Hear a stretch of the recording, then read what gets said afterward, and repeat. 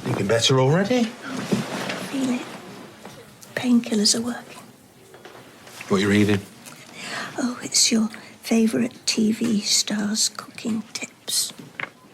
Apparently, Hugh Bonneville likes to put marmalade in his spaghetti bolognese. How interesting. I think it's because he was in the Paddington. Yeah. The talk of the street. Talk of the street. The talk of the street. Talk of the street. The talk of the street. Talk of the street. The talk of the street. Talk of the street.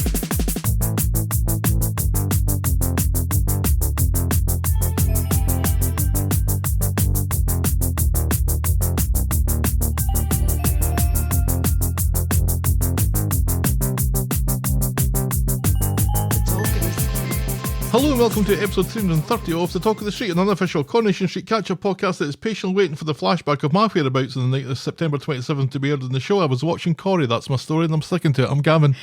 And you can call me Quasimodo. Well, that's my pet name for you, isn't it? Why is that? Because I have developed a lump in my neck. Oh, well, that was more of a lump in his back. It was more of a hump than a lump, wasn't it? He's hump. He's lovely. Lady lumps? Lady lumps. Check it out. Yeah. Yeah. Last Sunday. Was it a cyst or was it a boil? It was neither. Sunday, all of a sudden, I had a lump on my neck. And I had a doctor's appointment anyway on Monday, so I told my doctor. He looked at it and said, "Oh, it's an abscess." Oh, lovely. That's a delightful word. But I'm not going to drain it because it's on the back of your neck. Mm-hmm. And I refuse to stick a needle in the back of your neck. Probably wise. Yes. I'm going to put you on some antibiotics. And I said, "Isn't there anything else you can possibly do? Because it's very painful." And it really was very painful. And he's like, "Nope, best I can do. Antibiotics 4 times a day."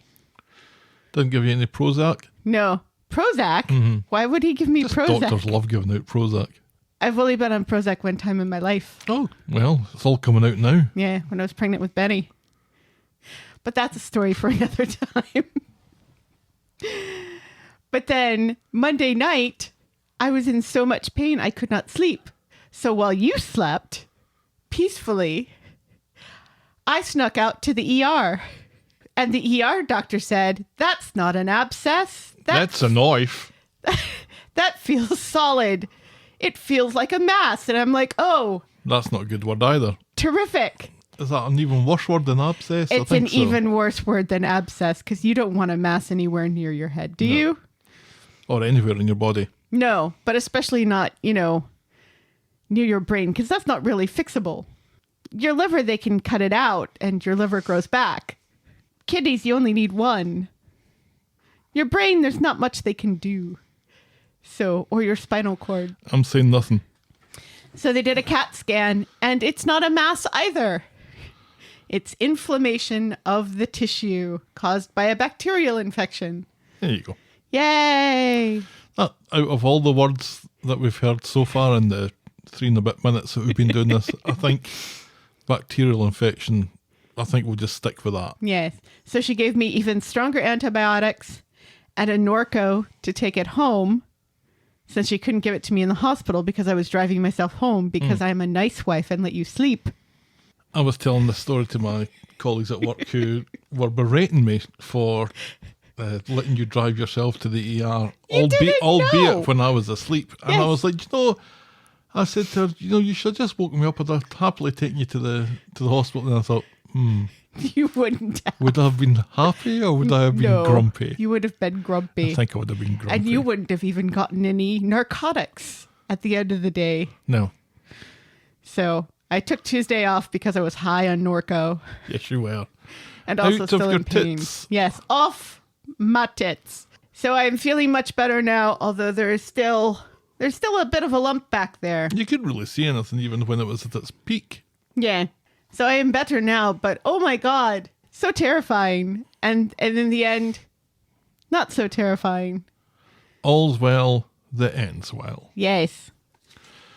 Well, we have Oh, so exciting. so much to get through. I think your medical maladies are about all we have time for in our, Oh, no auction talk?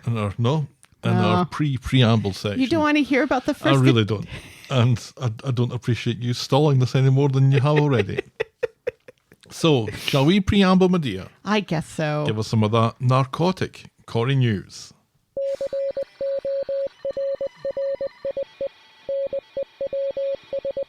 It's funny you should say that. That's funny, I should say that. We joke about the empty coffee cups on the show. We do joke about them. We do. Oh, how we laugh. Oh, how we laugh. And the show keeps sending us cease and desist letters insisting that those cups are full, damn it. Well, they've done that 2 or 3 times. But it's much harder to fake an empty pint glass. It is. So what is in there? Are they getting drunk off their tits every day at work? I think they probably used to. I was thinking that it was apple juice or ginger ale, but according to Jack and Ben, It'll be 0, won't it? it's non-alcoholic beer in the glasses, Yes. water in the bottles, and apple juice stands in for white wine, and black currant for red wine. Although Ben said that he did serve non-alcoholic red wine on the show last week. So Interesting. it's very interesting. Yeah, a Ribena would probably double quite nicely for a Merlot. Right, yeah. Jack did say in the beginning, in the early days of the show, Yeah, they're all it was beer. totally out their tits. Yep. Scott Wright, who played Sam Kingston on the show, is set to appear in Amazon Prime thriller The Stoic. Hopefully, the masked python will not be making an appearance. Oofed. Yeah, we're going back quite a few years there. That's been and gone on classic Corrie. 24 years. Yep. Sounds about right. 2000 to 2002. He was a mechanic and a stripper. Why don't they do that on the show anymore? A 'Cause that'd be mechanic Kev. and a stripper. Nobody needs to see that. It's like that movie all over again. The Full Monty. Well done. Yes. And finally, congrats to William Flanagan, our wee Joseph on the Cobbles, who celebrated his 7th anniversary on the show. So he has been on the 7. show for 7 years. What did you say? He's 13. So he's been on the show for more than half his life. 13. That is crazy, isn't it? Wow. Wow. Wow. And that's Corrie News. Is it? Yep. That was 3 things? Yes. Oh, yeah, it was 3 things. It was 3 things. I counted. Always 3 things. Always 3 things. Just like the news. That's right. So we will move on now to our feedback section that I like to call Everyone's a Critic.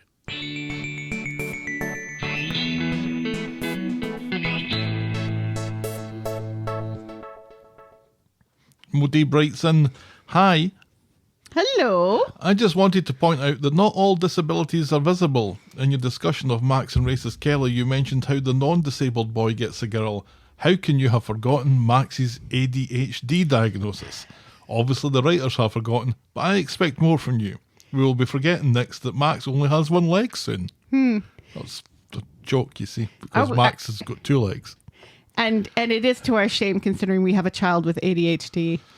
So, yes, we So should have. the truths that come out from humour. Yes.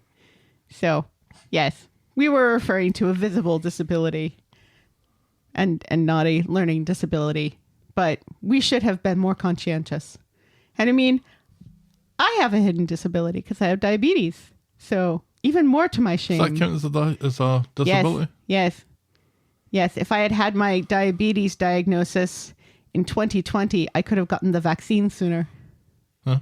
Because it's a comorbidity, which counts as a disability, apparently. I tell you, between these abscesses and diabetes, you're just falling to bits. Right, yes. Let's hope the cancer doesn't come back. Oof. Keeping it light. Then Stephen writes an actual letter. We got an actual. We just got a letter. We just got a letter. We just got a letter. I wonder who it's from. It's from Stephen. Just told you. Yes, but So- not Steve from Blue's Clues. No. No. Who No. I was just imitating. Okay. You good? Okay. So I went to the post office last Saturday. I got my new combination for the P.O. box. It works. I can work it. Woohoo! You don't need Stella or I anymore. And there were 3 items in the P.O. box. One was a letter from Stephen. One I will get to in a moment. And another was a piece of junk mail already. It's hilarious. Was it political? No. Aha. So I'm not going to read out Stephen's letter. It was 3 lovely pages of beautiful handwriting. Just really gorgeous. But I'm going to mention that one of my favourite parts of that letter was that they landed on our podcast thanks to last night's Corrie in under 4 minutes. That little segment that I did last year or the year before. Right, that where you I don't managed do to anymore. Condense 44 minutes of drama to 4 minutes. Yeah. Posted on YouTube. Yeah. Which kind of says something without actually saying something. There's some subtext there. Yes. I wonder if you can catch it, But gentle listener. It took so long to do, I had to kind of knock it on the head. Right, yeah, and YouTube wouldn't let us monetize it. Oh, but doing it was hopefully something that would attract people to the YouTube channel, that would attract people to the podcast. So in that respect, It's worked. it worked. Huzzah! And that's why I did it. Stephen goes on to say, is there any specific reason for Helen's beef with Bret Easton Ellis, or is it just a general dislike? Asking as someone who's only read American Psycho but has Lunar Park on their wish list. I highly recommend Lunar Park. It's one of my favourite books. Yes, yes. To which I reply, Google it. Because Yeah. we don't have enough time Maybe listen to this podcast. to talk about how much of an asshole Bret Easton Ellis is. Feedback is always welcome. Thank you to Modib and Stephen this week. Send us your thoughts and I will probably read them out. Get us at thetalkofthestreet@gmail.com or our DMs are open at Corrie Podcast. Please note that we reserve the right to edit feedback, but only in the interest of brevity, and I do sometimes rewrite the letters as I'm reading them. And now we'll podcast for coffee.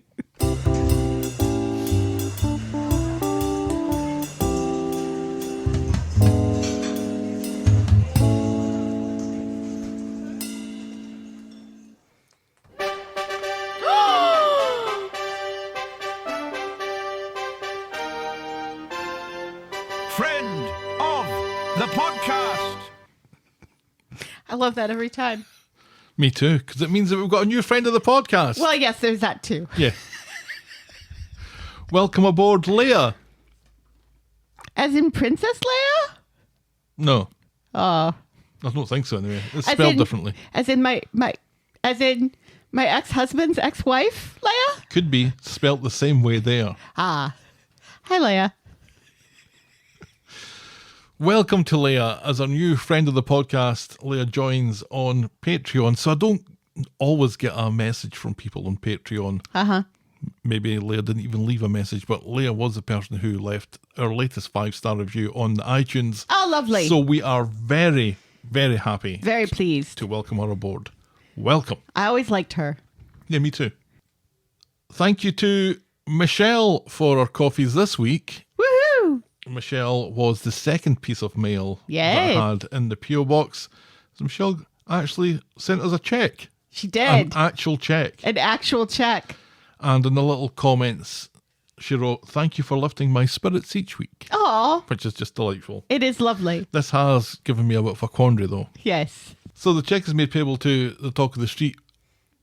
We don't have an account that's called the Talk of the Street, so now I am endeavouring to get an account set up called the Talk of the Street, which requires me to get a DBA form, a doing business as form, an EIN number from the IRS, and then a bank account. Have you gotten your EIN number yet? No, because I need to get my DBA first.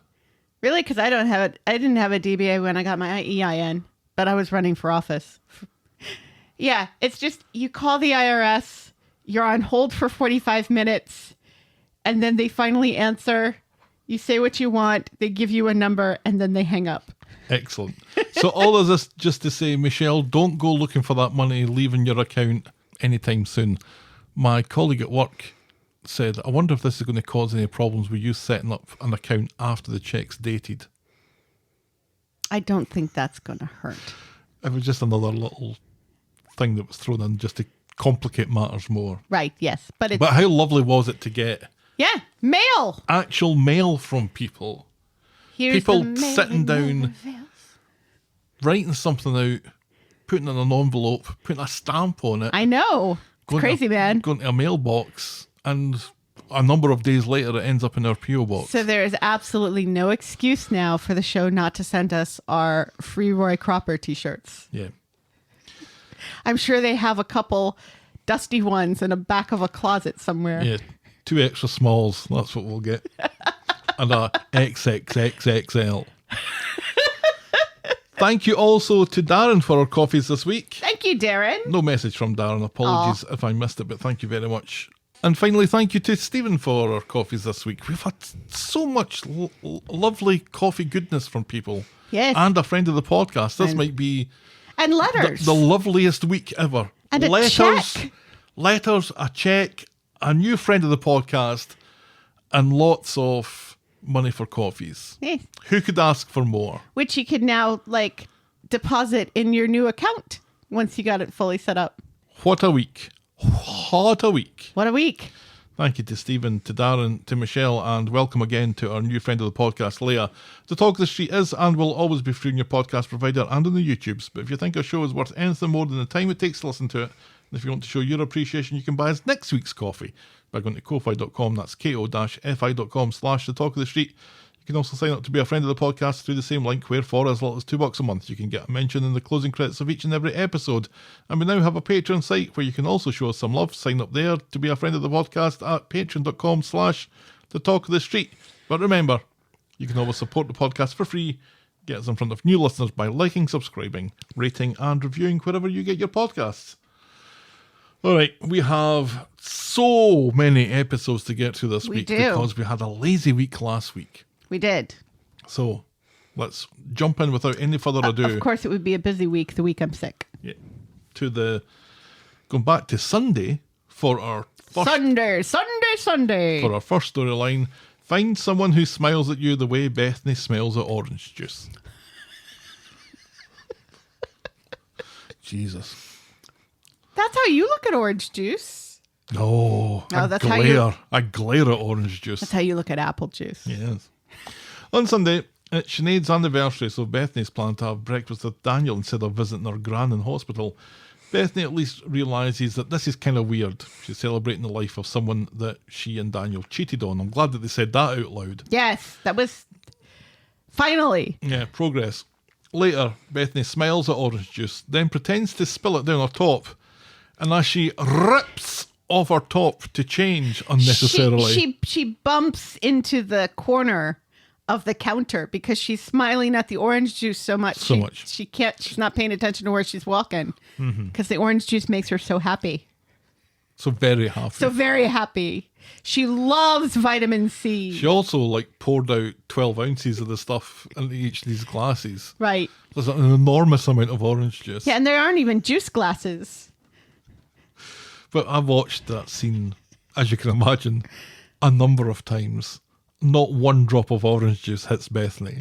Not one drop. Some of it's on her No, shirt. none of it's on her shirt. That they But must have CGI'd it in. It's an excuse just to rip her shirt off and expose her stoma bag, which Daniel sees when he bursts in. The wee top of her stoma bag. It's not like you can see very much of it. No. So he sees the bag and she freaks the fuck out and chases him. Later, she confides in Sarah about how embarrassed she was. She shouts, "Get out! Get out! Get out! Get out, Daniel!" Get out! Just like that. Yes, she could be in a Jordan Peele movie. Or one specific Jordan Peele movie from years ago. She confides in Sarah about how embarrassed she was. Sarah tells her to stop pushing away the people that love her.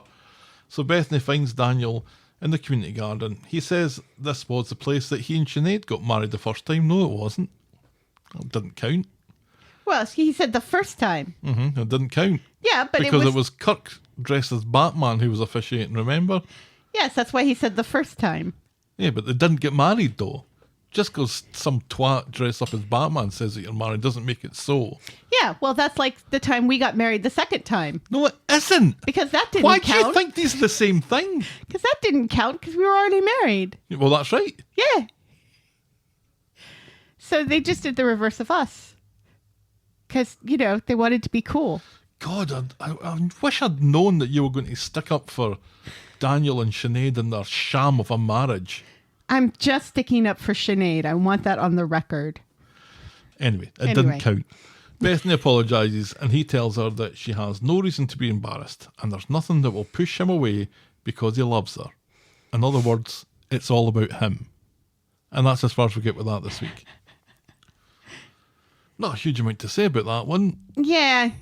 Just that I mean, Bethany wanted to be in control of this and it felt like she wasn't in control. So, or maybe just don't rip your shirt off when orange juice has avoided you. right. And when you know your boyfriend's going to be there to eat breakfast to celebrate the death of his wife. Yep. Say it with orange juice and toast. And love. It's how Sinead would have wanted it. Right. But no eggs, though, because wasn't she vegan? Her and her beard oil, remember? Right. And I think the beard oil was vegan as well. Wasn't it made with avocados? Or am I thinking... I think you're still high on those narcos. That's what I think. It was just one. I think the beard oil I bought you was made of avocados. You bought me beard oil? Yeah. A number of years ago for Christmas. It's still in the cupboard upstairs. There we go. You should use it. No, my beard's nice and smooth. It's grease, I think.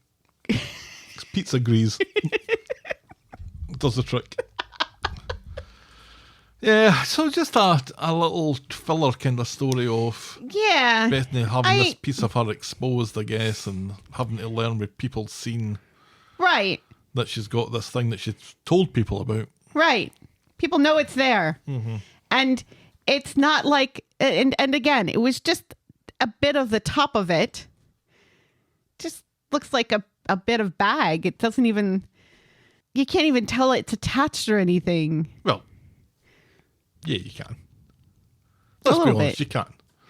Yeah. But everyone's got something that they're embarrassed about. Right. And that's the thing when you open your life up to somebody else and Right. you kind of get to share these horrendous things.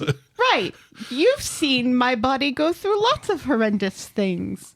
Remember when I had that drainage bag attached to me after my hernia surgery that would drain fluids because There's nature another- abhors a vacuum. There's another thing.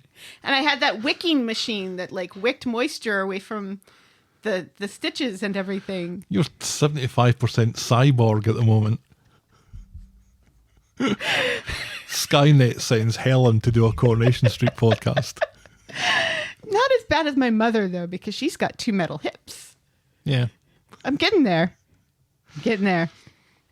Yeah, so these are the things that you share with people. I, for example, I'm bald. So, we all have our crosses to bear. This is true. This is true. Yes. And I mean, that's part of being in a relationship. Yeah. Is smelling one another's farts for the rest of your life. She's being a little too precious You here. lucky, lucky girl. You lucky, lucky boy. Yeah, sometimes that's what wakes me up. All right, let's move on to our next story, which I'm still calling How to Shuck Oysters. Really? We're still calling it that? What would you call it? How to blow up a balloon in Granny Gale's heart I don't think that's... with jam. I don't think that really works as a story title. We can workshop it later. For the moment, it's still How to Shuck Oysters. Clogging your arteries with jam. Toyah turns up to babysit Sam, which grinds his fucking gears no end, but she clears the air by promising that she doesn't want to come between him and Nick, so they make up. Then Sam tells her everything that he's learned about heart surgery, and she wishes that she'd kept her fucking mouth shut. Toyah's drunk or high as she and Sam recreate Gail's surgery with a hamster tube and a balloon. Nick comes in. Rest in peace, Squeaker. Nick comes in, impressed that Sam is looking happy for a change, but when Nick and Toyah are left alone, he wastes no time in telling her that he still loves her, and so they kiss. But it's him that breaks away from her, realising that they're making a mistake. And Yes. Pissed to the max, Toyah tells him to sort his fucking head out and let her know once he knows what he wants. Right? So Nick goes to Dev's for a meeting of the Dead Wife Club, Dev and Daniel. Daniel says that he would rather ride the storms with Bethany than do without, and surprisingly, this makes up Nick's mind, and he goes to tell Toyah that he's in. Toyah remembers that she told Sam that she wasn't going to steal Nick away from him, so she suggests that they keep this on the down low for now until they're sure and Sam is less fragile. Which will be when he's 30. Well, Sam's got a lot going on for a wee boy. He's got a dead mum. And his Granny Gail's in the hospital. Right. All he's looking for is some stability. He's just met his dad like a year ago, 2 years ago, 3 years ago. There we go.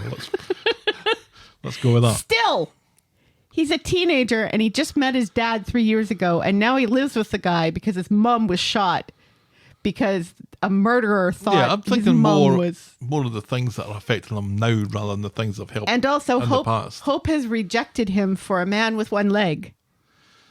And they seem to be getting on with Ruby, but when he disappears on Sunday, it's Hope that he goes off to see. A movie with. So anyway, on Monday at work, Leanne says that she wants to leave the front of the house to Nick because this working together thing isn't really working for her. And she'll take care of all the paperwork and all the Boring orders stuff. and stuff in the back. Yeah. She tells him to do himself a favour and hire some help. So he goes and hires Toyah. And surprisingly, Leanne is fine with it. It's not as though the two of you are going to get your hole in the office, she says. That's totally going to happen now. Office, says Nick. And that's as far as we get with that this week. When was the last time we had somebody get their hole in the office? Sarah and Damon.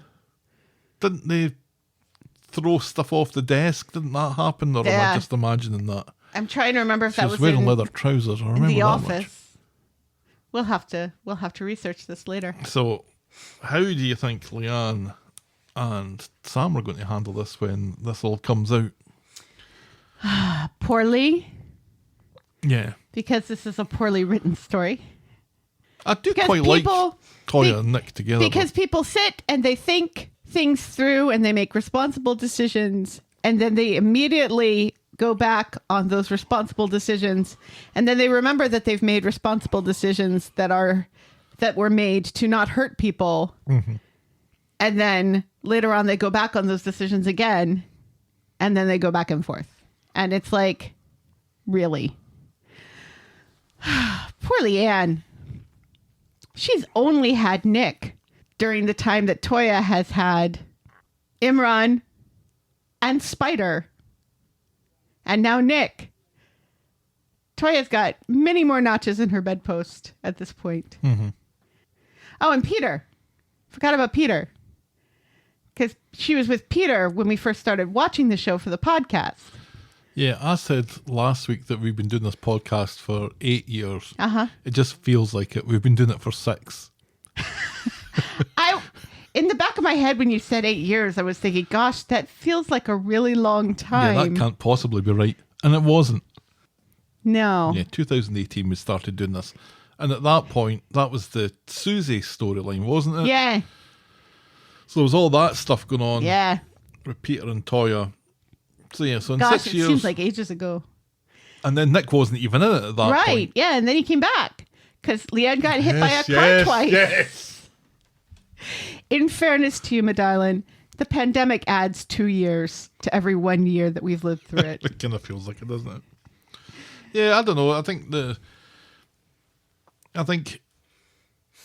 Nick and Toyah together, well, it's new, isn't it? So it's kind of interesting at the moment.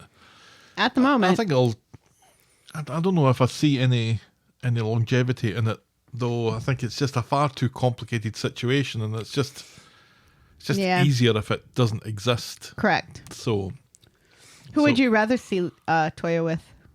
There aren't any really very many single people on the show. no. More's the pity.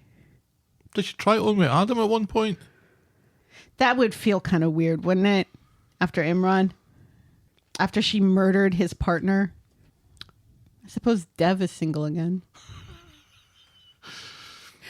That would not work. Yeah, that's the stability that Toyah needs, isn't it?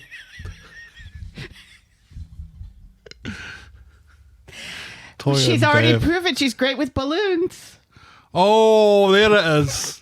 Get that clipped. Get that clipped. Although it was arguably Sam that was good with the balloons. Toyah looked bored out of her tits watching that going on. But anyway, let's move on Yes. to our next storyline. Exit story for a soap legend. On Sunday,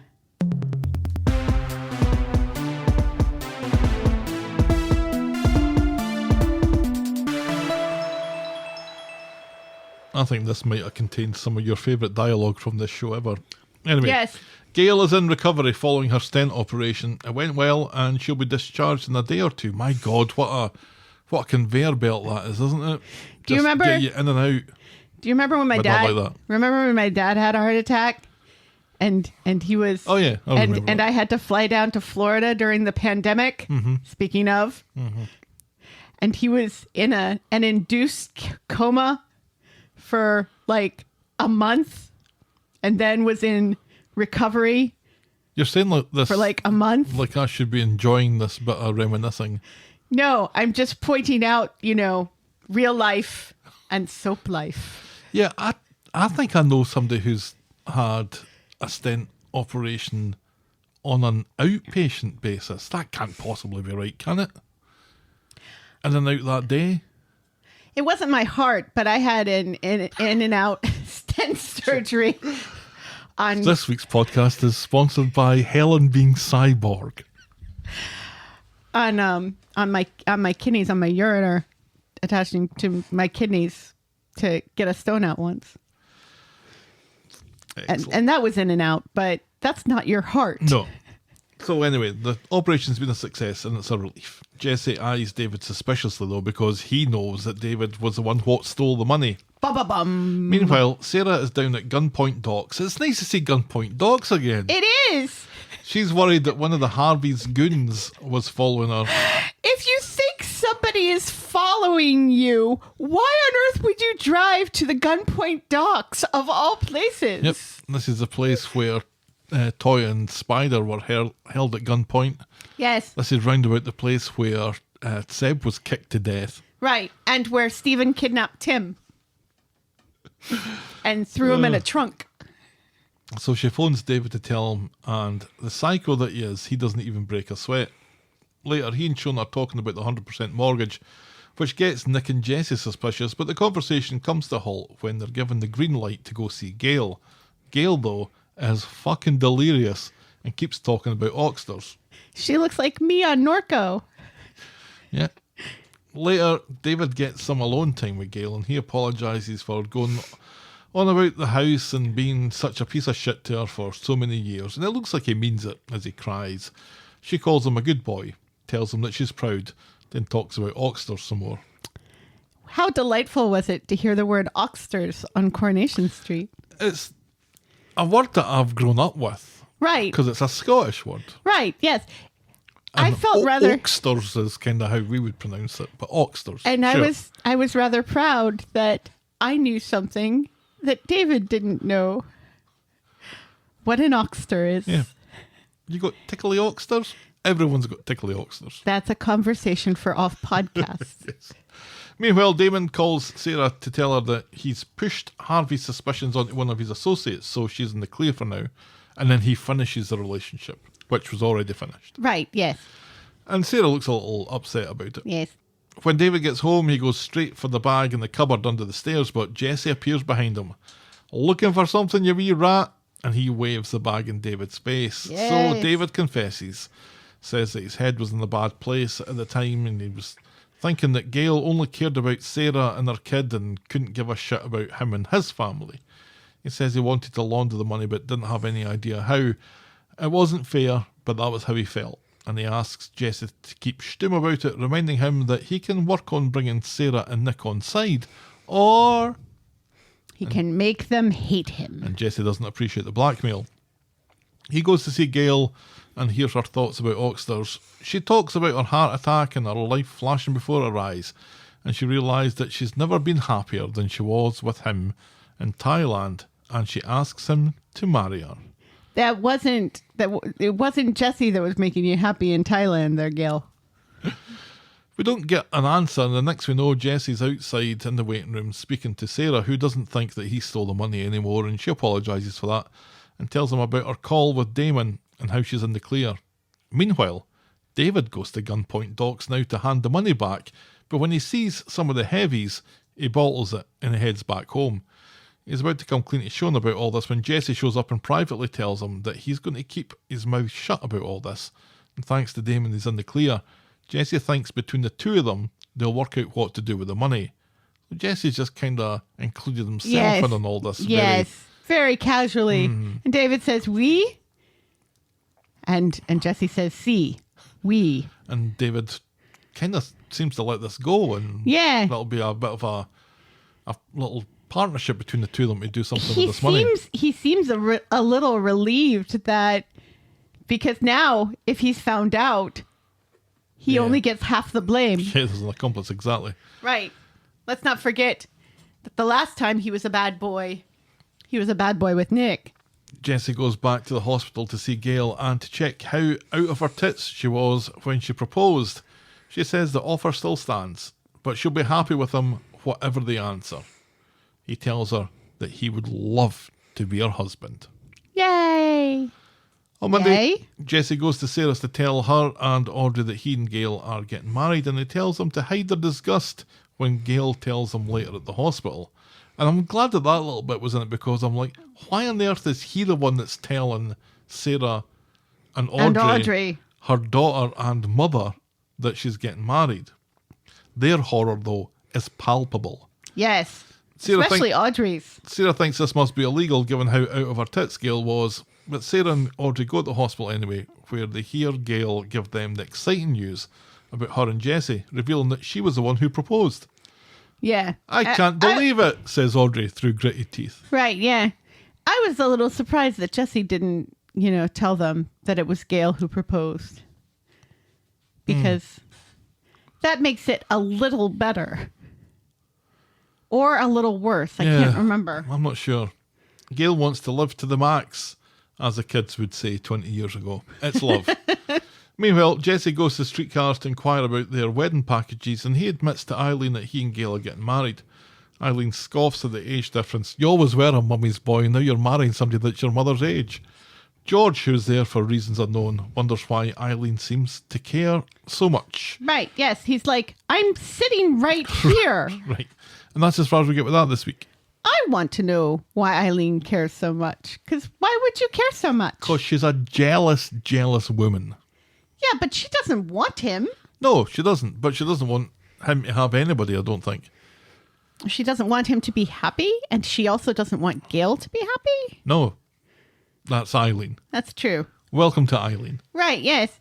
But it's also hilarious because we've had this conversation between her and George where they're both like, we're happy to not be married, but be together. We don't need a piece of paper. Right. Which is funny for George to say, considering he's an undertaker and has probably been in situations where a family has overruled an unwed partner's decisions in a funeral or two over the years. You'd think, if anything, doctors and undertakers would want to have that piece of paper because they see what happens when you don't. Do you see them getting married? Gail and Jessie? Mm-hmm. I guess. And then moving to Thailand. And that's the last we see of Gail. According to reports that I read today was the day that Helen Worth filmed her final scenes. So it feels like there's still some time for this story to play out. Maybe arguably around about Christmas, New Year is when Maybe it's a Christmas wedding. Gail's going to go out of it. So there is time to get all this arranged, but there's also plenty of time for it to all go awry. Tits up. It's just hard to feel the excitement or the energy of this as being something that's going to be her final hurrah. Yeah. It seems almost a kind of comedy cop-out that when she's 6 times married, it's let's marry her again before we send her off. Yeah, Audrey kind of alluded to that. But hey, remember we were talking about my dad earlier? Oh, God. He's been married, what, 8 times? I don't think so. Something like that. I've lost count. There's 2 Anitas in that bunch.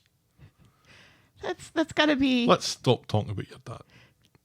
a statistical anomaly. And it's also a soap opera. People get married and unmarried all the time. Yeah, I think Gail is the most frequently married after Steve. So there would be a way to finish it. Get her to marry Steve. That would be hilarious. Those two worlds colliding. Haven't we already had those 2 worlds collide, though, with Adam and Sarah? Those families have already collided. Oh, no, I'm just from the point of view of the most married people on the show getting married. Yes. Yeah. And Eileen would be really mad because that's even more of a May-December. Late June, December. Because, I mean, Jesse can't be that much younger than Gail. He's in his 50s, I think. She's in her 70s, right? Yeah. Wait, that would make Audrey in her 90s. Yeah, I'm not sure that they've squared off exactly how No. old all these people are in the show. No. And I feel like it's changeable. Because remember, who was it who had a 16th birthday when it should have been like their 15th birthday or something? Oh, it was Addie and Asha. Yeah. That was hilarious. They did skip a year. In Neighbours, they do it all the time, and it's multiple years. It's not just like a 16, 17. It's a, wait a minute, you were 10 last week, now you're 15? So Yeah. it seems. Growth spurts. What are you going to do? Sure. I don't know, but yeah, I don't know if how much I'm on board with another wedding for Gail as the final thing that she does in the show. It does feel a kind of an easy storyline to manufacture for Gail. And also believable. Because she I does like to suppose get married. she And does it's been like a to- while since she got married. She's a fool for love, as Audrey says. How long have we been doing this podcast? 6 years? 9 years, I think I agreed. And Gail has been unmarried all that time. So It's been a very long, dry spell for yeah. her. Yep. Yeah, it's about time. It's about time. Oh, well. And it's been a while since we've had a wedding on the show. When was the last one? It was Jem and Chesney, or was it Billy and No, Paul? it was Billy and Paul. And that was a year ago. So it's time for another wedding. Jesse maybe has some ideas about this money for Yeah, himself, you think? I think so. The way that John Thompson is playing this is kind of comedy-esque. So I'm not sure if his intentions are meant to be interpreted as being kind of maybe Is not it- on the up and up. Is it comedy-esque? The way that he's delivering some of his lines, I'm almost sure it is. Really? Because I don't get that vibe at all. Like when he was talking to Eileen, I felt that those were comedy lines that he was delivering. That felt a little sinister to me. Like he knows perfectly well that Streetcars doesn't do a fancy wedding package. He's just there to rub her nose in it. Quite possibly. Yeah. That's the only reason to go in there and ask such a loaded question. I don't remember very much, if anything at all, of his first stint on the show, so it's difficult for me to judge his intentions other than what I see at Yeah. the moment. And because I associate him with the Fast Show and stuff, I think that he's a comedy actor, but maybe there are more sinister intentions behind it all. Who knows? And also we have to remember that these lines were initially meant to be spoken by somebody else. Well, maybe. Although the Eileen part wouldn't have been. No. No. So who knows? All right, we'll move on then to our next storyline. The Man from Weatherfield, he say yes. On Sunday, Ken and Cassie are organising their trip to Portugal. Steve is still unimpressed that Ken is spending his money on her when she's not even his carer anymore, but Ken tells Steve to mind his own fucking business. Yes. As Ken and Cassie go clothes shopping. When they get back, Ken is dressed like the man from Del Monte, and he has bought a lovely pink jacket for Cassie. He's Robert Redford in Out of Africa, isn't he? The first word that jumped into my mind when I saw him was colonialism. Yes. Certainly. Very much so. He's got a fedora at some point, hasn't he? Right, yeah. And it's all like khaki, like he's going to the jungle. Yeah. Oh, sandy beige. Yeah. Steve thinks it looks too expensive for her. And later, Ken tells Steve how much of a shit he is and that Cassie took the jacket back after what he said she'd taken it that much to heart. So later, Ken is pretending to be asleep in his chair when Cassie comes back with her refund from the store. She skims a little from the top of that refund. Yeah, she Did you keeps notice? it 20, yeah. Mm-hmm. That was hilarious. And Steve comes in and apologises and he calls her truce. And Ken opens an eye and smiles from his chair. Yes, he does. On Monday, Cassie announces that she has a date, and thanks to Steve reading Shutter Island in the cab office, he's the one who ends up having to take her in the taxi. And Cassie is looking swish. Steve thinks because the date is so early in the day, he must have coupons, her secret man. He offers to keep the engine running when he drops her off. And right enough, Cassie is back on the street early doors. Her fella apparently walked out on the date, so Steve takes her for a drink to the Rovers, and judging by her expression, I'm not even sure that this date ever existed. Yeah. Did you get that? A little bit. But she had a picture of the guy. She had a picture of a guy. Who kind of looked like Steve, didn't he? He looked a bit like Steve. With a moustache drawn on. Yeah. A pair of glasses.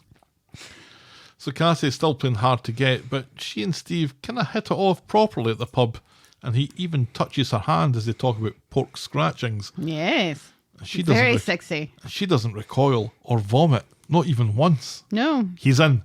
He's in. So the two of them go back to number like one. Flynn.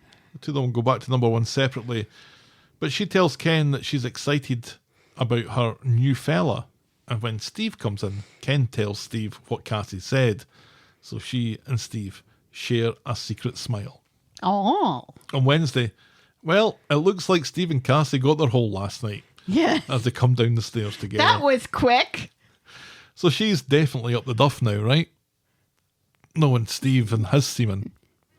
Isn't she's a grandmother, Gav. She's a grandmother. Grandmothers can't get pregnant?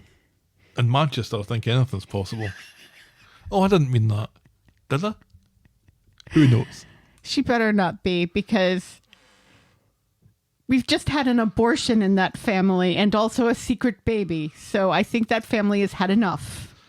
It's Portugal Day today, so she heads off into town to get some sunscreen. Ken has upgraded their tickets to business class and Ooh they've la got la. access to the lounge. Woohoo! Adam, who shows up to hear this, looks concerned. At work, Steve is texting Cassie back and forth in his tatty old chair when Adam comes in to share his worries about the holiday. He's worried that Cassie is fleecing Ken. So they go back to number one to do some raking, and when Adam finds Ken's finance folder, Ken rather creepily appears out of nowhere. He does. Demanding to know what the fuck is going on. It was hilarious because, like, Steve is guarding the front door and Ken comes through the back door. But not like that. And also not for the first time. But also not like that.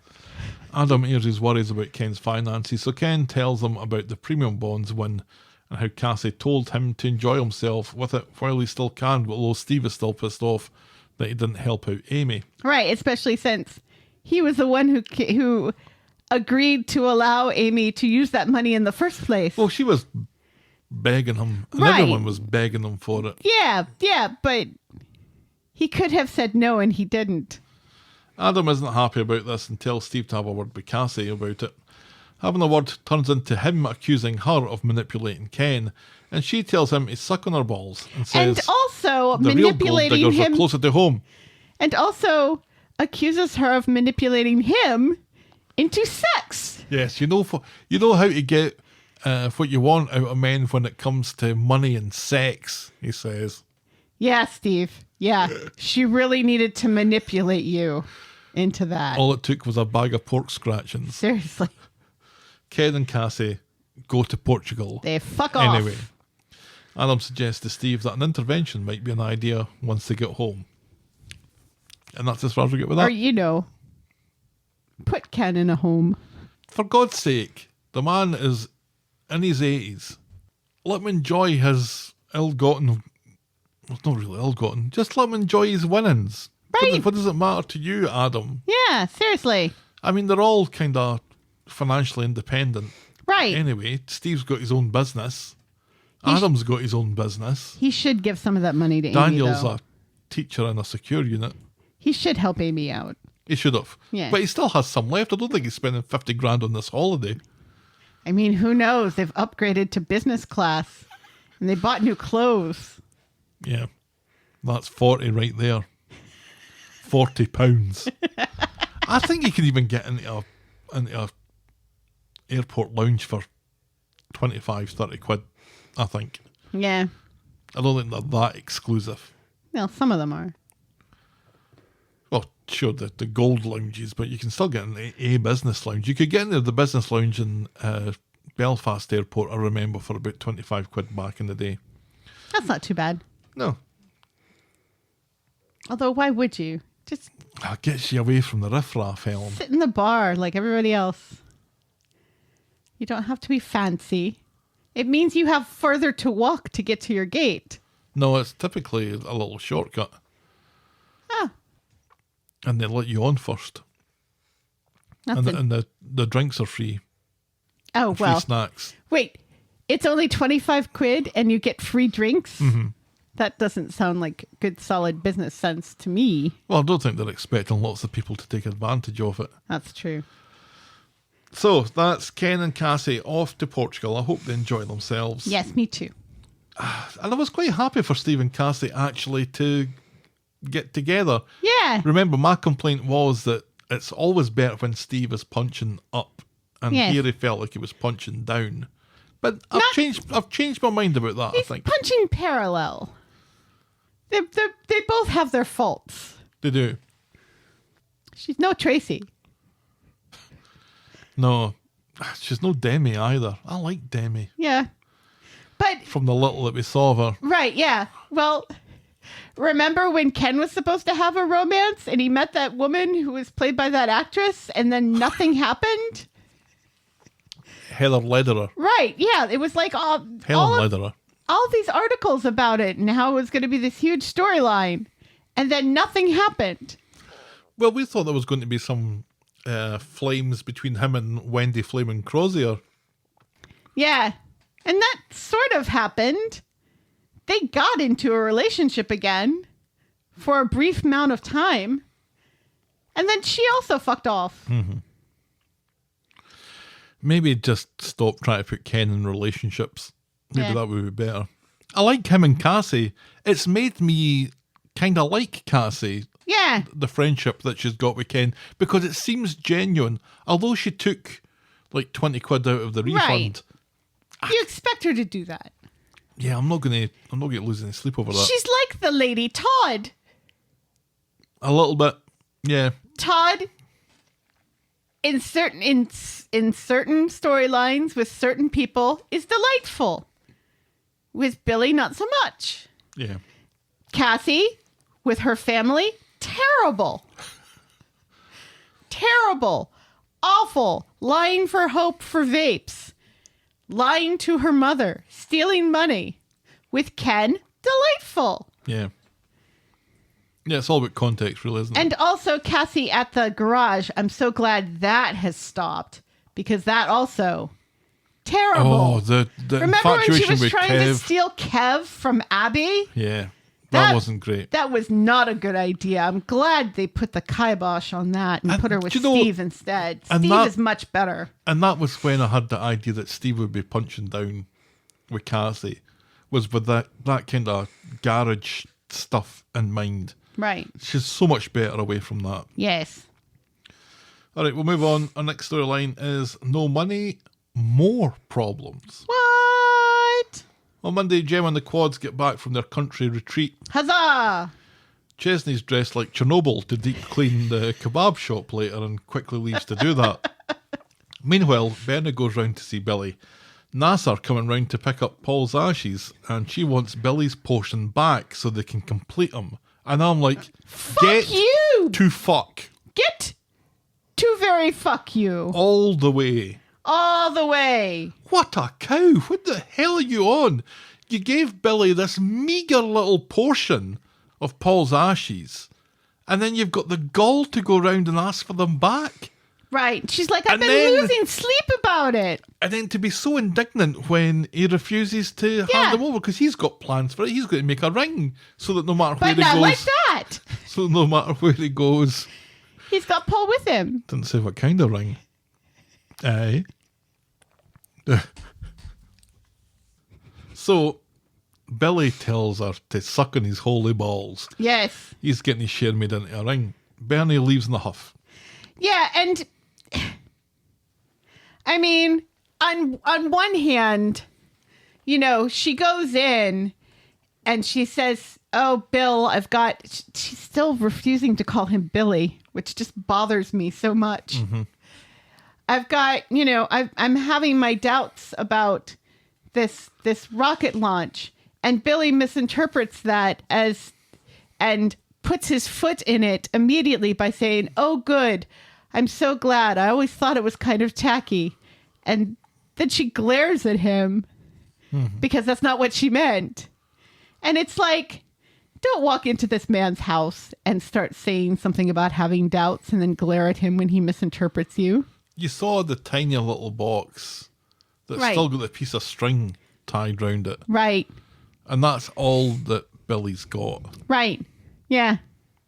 I don't know. I know that Billy's an asshole, but He is. he's in the right here. His beard is looking massive. It's a big old bushy beard. He's turning into Santa Claus. A big gay Santa Claus. I hope he dresses up as Santa Claus for Christmas. Again. Later, she goes to see Dev because the ashes are missing, and Dev admits that he handed them over to NASA earlier, and Bernie is fucking furious that he'd do that without letting her say goodbye first. How many times do you want to say goodbye here, Bernie? Seriously. I don't understand. You're not gonna go to NASA and watch the rocket launch? No.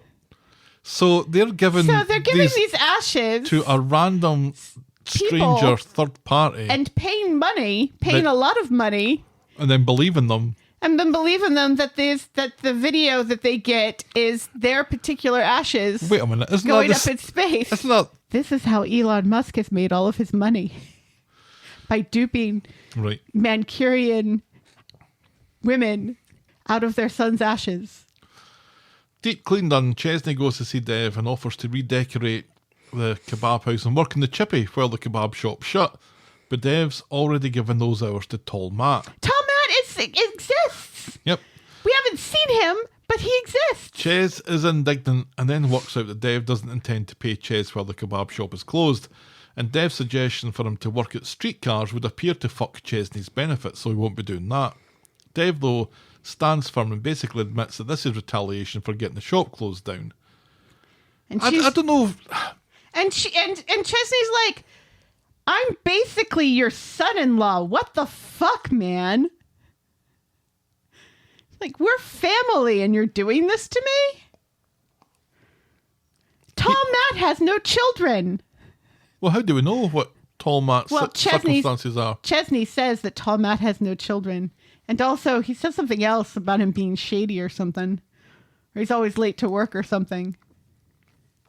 It's one thing for Ches not to get the hours working at the chip shop, but it's another thing altogether for Ches to be expected to be paid while the kebab shop is shut. Isn't it? Shouldn't he be getting some sort of benefits? I suppose it's not 0 hours. That's the thing. It's not a 0 hours contract, so he should be getting some kind of pay Yes. for the time that it's shut. Agreed. I guess he's got a point there.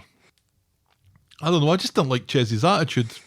I didn't Jim like Matt- either one of theirs attitude. Well, maybe. Because Dev should give him some hours. Later, Benny comes in to apologise about the whole Ashes thing, but then Gemma comes in to shout at Dev about Chesney, and so he ends up with the whole family hating him. He goes to annoy Bernie at Nina's Rolls later, insisting that he hasn't sacked Chesney but can't pay him when he isn't working, especially when it was Chesney's fucking fault, and he's got a family too, and the shop could go under, and if they open back up again, Ches can get his hours back. Bernie says that she can't deal with this. She's got a space launch to organise, and she tells him to do one. I love that. She's got a space launch to organize. Back at the courthouse, Gemma is organising a birthday party for 4 kids while Chesney announces that he'll be working Deliveroo for the time being. He's so basically DoorDash. Yeah. On Wednesday, it's birthday time at the quad house. The kids are 5. 5 years ago. How did that happen? That Gemma gave birth in a cable car. And they're talking now. They have lines. It's Yep. so cute. Kit showed up briefly, and Ches has to rush off to pick up Joseph. Billy comes in with 1 gift for 4 kids. From Paul. Yeah, so Billy has provided nothing then. Correct. Bernie and And Billy. then he fucks off. Bernie and Billy seem to have made up, or maybe it's for the quad's sake. In the shop, Deb doesn't know whether he should go at the party. Asha thinks he should steer clear, but Addie and Mary think that a grand gesture is what is required. This is why you always listen to Asha. Yes. So Ches brings Joseph home and then has to rush off immediately for another shift. And Joseph wants skiing lessons now because why not? See what you've done? See what you've done? Your sister is barefoot. Your sister has no shoes, and you want skiing lessons? Yeah. How dare you, sir? Dev shows up dicky-bowed at the quad house and has a secret weapon to get back in with Bernie. It's a balloon animal show. But Yikes. it turns out that Dev is kind of shit at making balloon animals. Yes. And Also one of- doing Al Pacino impersonations. And one of them wants him to make a tortoise. Bernie decides to And find... one wants him to make a princess, which is an animal, apparently. Bernie decides to find this charming until Dev pops a balloon and there's an engagement ring inside. As Dev proposes, Asha pinches the bridge of her nose She does. and Bernie runs away. Yes. He tracks her down to the pub. She accuses him of making the party about him, Yeah. and he apologises for the bad timing, but insists that the sentiment was genuine. She says that she knows, but she's not in that space, and so she breaks up with him. And it turns out Good. that he's wearing trainers and no socks as he sits at the table. That's how he'll remember that moment. Yeah. Bernie broke up with me as I was wearing trainers and no socks. He's an extra on Miami Vice. Chesney gets home and Gemma fills him in. He blames himself, but Gemma thinks that, do you know what? Bernie just saw sense about living with a man who's shit at making balloon animals. Right. And also smells of... Slightly of kebab. Yes. On Friday, Bernie gets a message from NASA that the launch has happened and it was a success, and there's a video that they can watch. Sure. Gemma suggests a viewing party. And later, Dev is in the pub drowning his sorrows when Bernie comes in to arrange the viewing party at the Rovers next Wednesday. Jenny offers them a buffet, and Dev overhears this and the prices that Jenny quotes. 200 quid is too spicy for Bernie's money, what with the rave, the fireworks, and firing Paul's ashes into the sun. Gemma thinks Chesney can make his cheeseburgers, so why don't they do the catering themselves? Yeah. Yeah. And then, hey, Chesney, why don't you, finally start your own business since you have nothing better to do right now and start making money making cheeseburgers and have like a little stand on the road. Get some licensing. Get a food truck. Road burgers. Hey, I've had some pretty good road burgers in my time. Best burger in town is from our Dive bar. Our dive bar and the bowling. What a grease burger that is. It's delicious. Bernie calls Jenny to explain about them providing their own grub, but Jenny reveals that someone has already paid for it. Bernie smells Dev in this and seems happy about it. Later at the cafe, Dev comes in to speak to Bernie to assure her that he didn't do it to butter her up. He did it because he liked Paul and wanted to help. Bernie insists that she'll pay him back. Isn't he also paying for the rocket launch? He hopes they can be friends in time. Oh, no doubt. Yeah. Meanwhile, Bishop Greg has turned up at the God Flat to speak to Billy about returning to work, and every time I see Bishop Greg, I think about him being high out of his tits. And he says to Summer, please, call me Greg. And then she tries it once and it just doesn't work. Greg thinks it's too early for Billy to be returning to work and he needs time to grieve, but Billy's very keen to get back to what he says he does best. That's getting high on heroin on church grounds. And helping people. It's what Paul would have wanted. An hour later, the job seems to be mostly paperwork and Billy is unfulfilled from it. He wants to be helping people and getting high out of his tits. So he calls Greg. Paperwork is helping. So he calls Greg and he quits. He's no longer an archdeacon. He's gone back to being a vicar. normal vicar. Summer is unimpressed. thinking it's too much, too fast. Then Jenny comes in excited about the launch party, and Billy has no idea what she's talking about it, and when she explains, he's fucking furious. He really is. How dare they have a celebratory party for Paul again? He goes round to tear a strip off Bernie and promises that he'll be nowhere near that fucking movie premiere. Todd has had a word with Summer, and he tracks Billy down to the community garden. Billy wonders if he's a bad person for trying to kiss Todd. Yes. Todd reminds him that he's grieving, and he should listen to the people who care about him. Billy asks him to keep his distance, and this seems to upset Todd quite a bit. He leaves as Bernie arrives. No doubt. He shouldn't be telling Todd to keep his distance. It wasn't Todd who tried to kiss him. Right. She apologises for messing up again, and seems to have forgotten that she tried to guilt Billy into handing over his meagre portion of Paul's ashes earlier in the week. They clear the air, find some common ground, and Billy agrees to attend the stupid space launch viewing. Yes. And that's as far as we get with that this week. The weirdest thing about the whole Bernie going in and asking for the rest of Paul's ashes, which, cheeky cow, is the fact that after that scene, it's completely forgotten. I know. It's like, why even have that scene? Because she doesn't complain to anybody about it. It goes immediately into the whole death stuff. Right.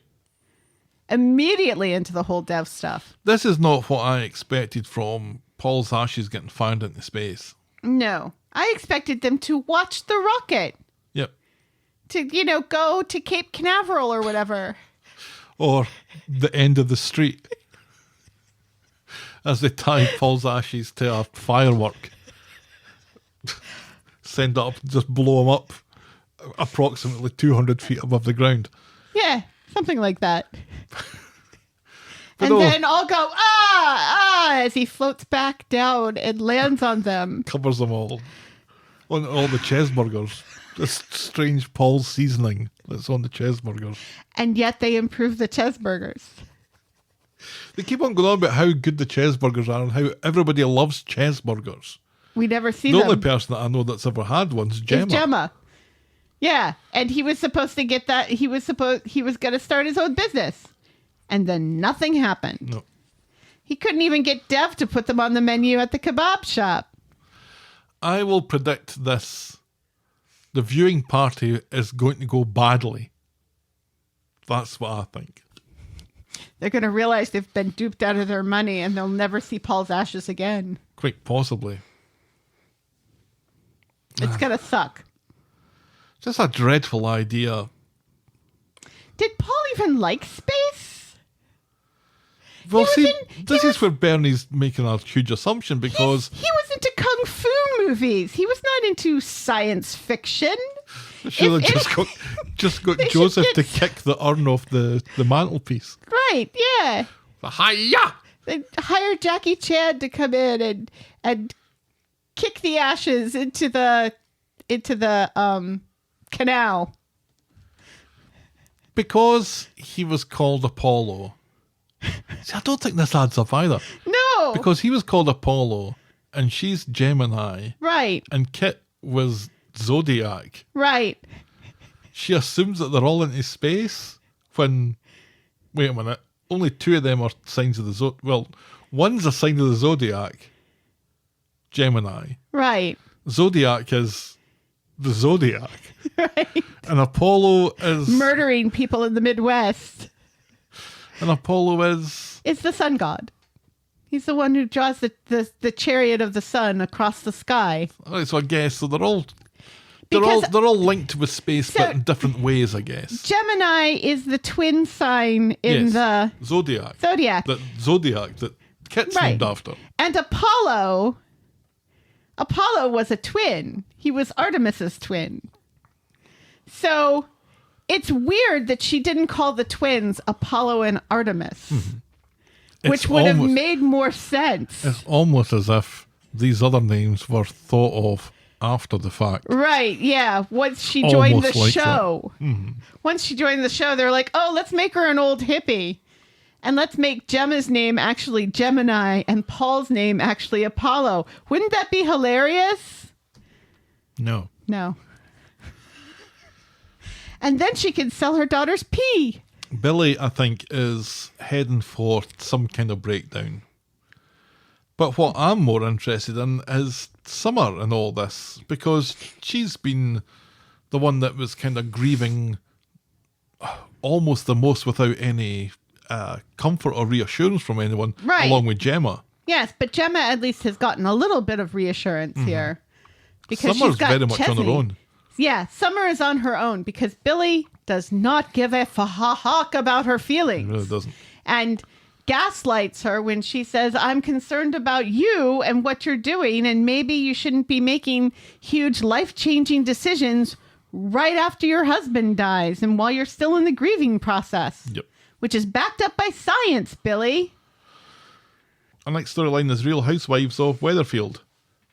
On Wednesday, there's some banter in the morning through the back of the pub between Kit, Ryan and Daisy, and the conversation continues in the bar where Kit learns that Ryan lived with Lauren, who blackmailed him and Daisy. You called her Lauren Also, that instead of racist Kelly. Kit winds him up for a bit, then privately asks Ryan how working with his ex is going before leaving the case file on the bar. And later, Kit comes back for his file and Ryan promises that he didn't read it.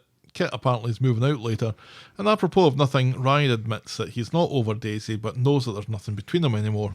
Kit suggests some pints to make things better, so they go to the bistro, and Ryan explains why him and Daisy wouldn't work, but ends up giving away all his secrets about her and her needs and her wants, Are they secrets, though? like fancy chocolate and Made in Chelsea type shows. Right, yeah. He's just telling him what she likes. He could just ask Jenny for all of this information. This is true. And wouldn't even have to ply her with alcohol. Li- Poor Ryan is once again getting plied by another person with alcohol to get something that they want over him. Later through the back, Kit is making a brew when he tells Daisy how much of a fan he is of reality TV, particularly The Real Housewives of Cheshire, and also help yourself to some fancy chocolate. Daisy is impressed. Dark chocolate.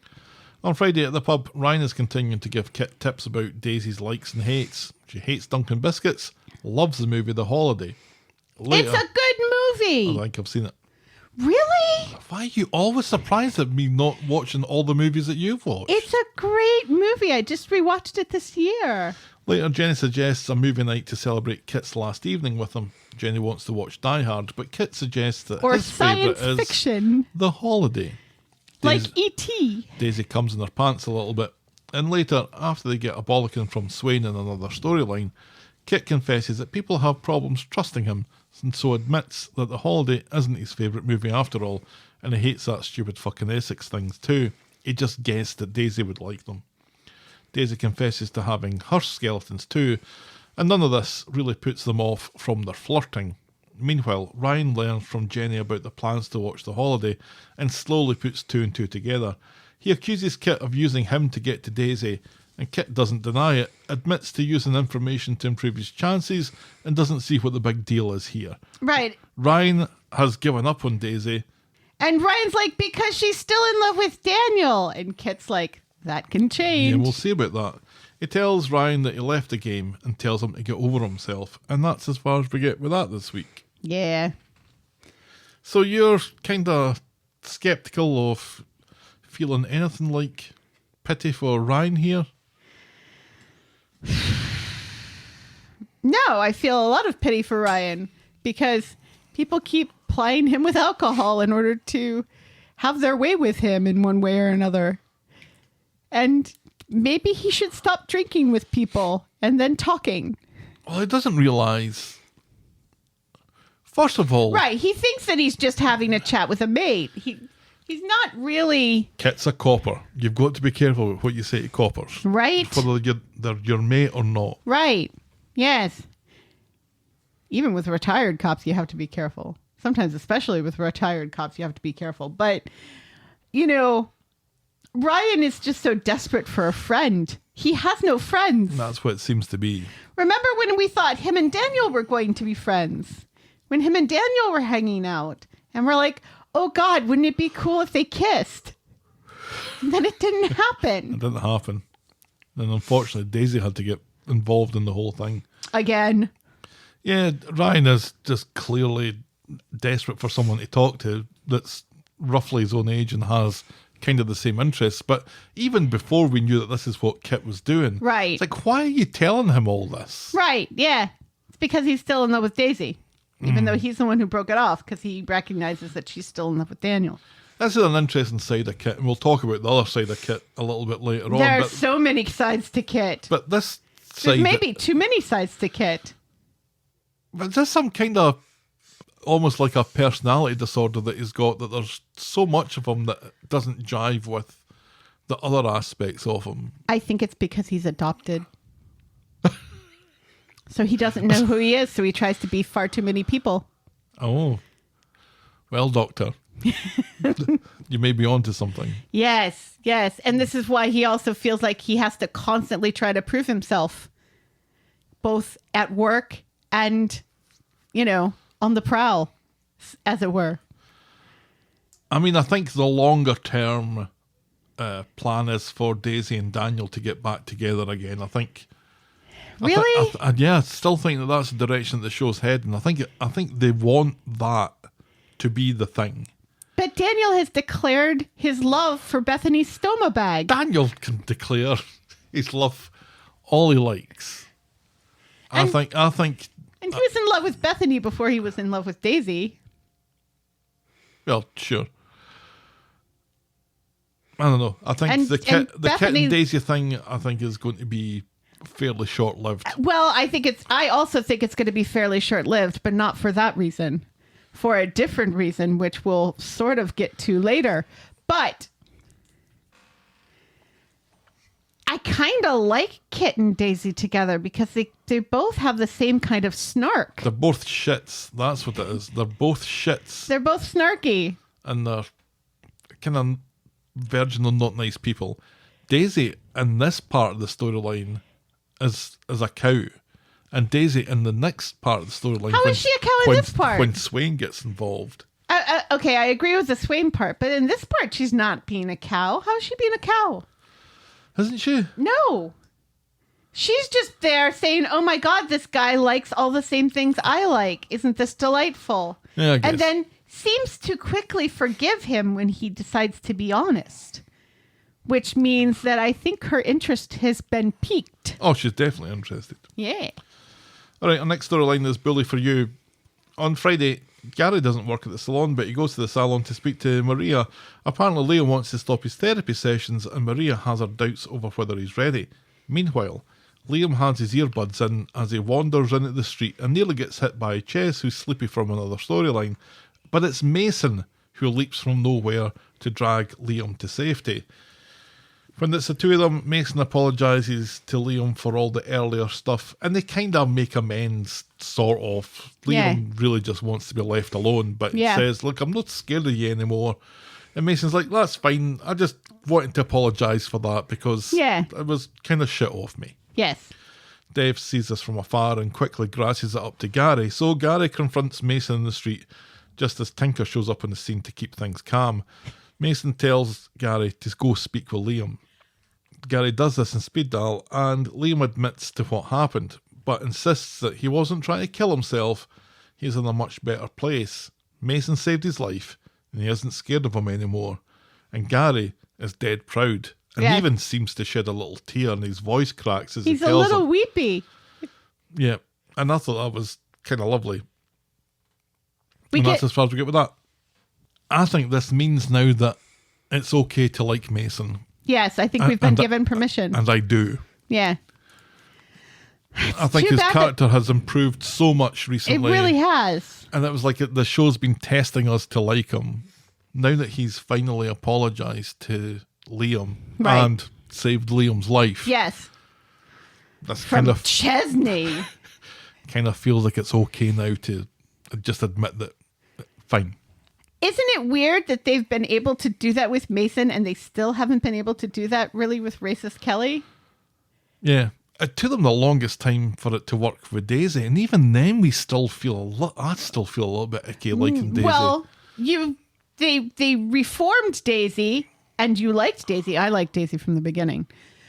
And then they unreformed even when she sexually her. assaulted Ryan. And then they unreformed her. And it's like, what's the point? What's the point of any of this?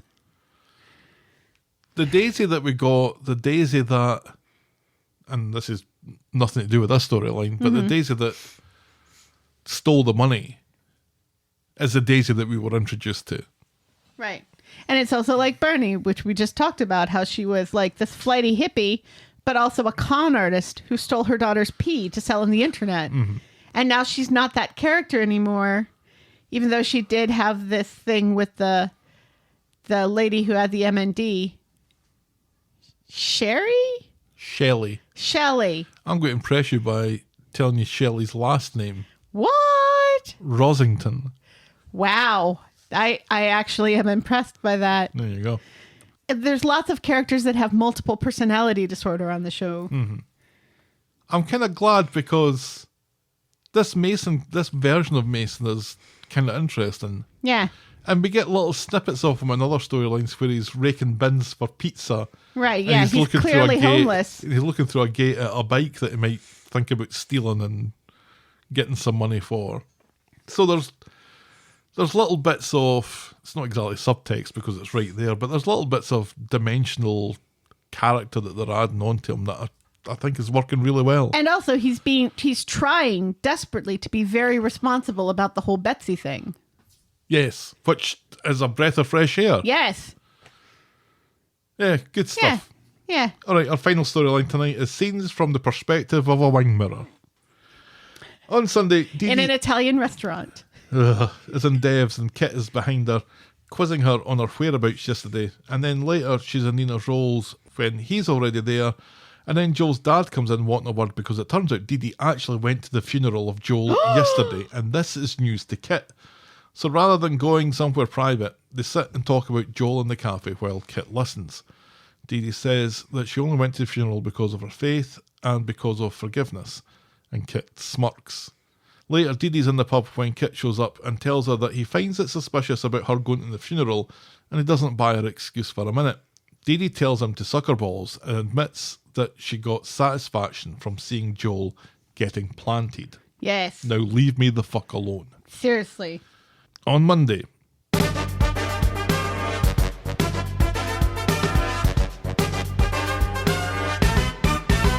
Sweet. this is the first Swain we've had this week. Yeah. It feels like the show entirely revolves around Swain now. Which is good. I ain't mad at it. No.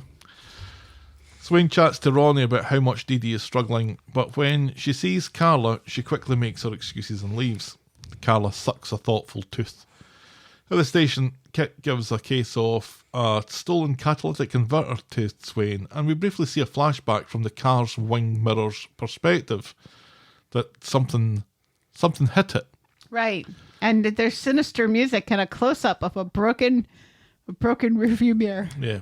The guy whose mirror it is and whose catalytic converter it is lives on Noble Street. Ooh. That we might remember as being the street what Joel lived on. It is the street on which he lived.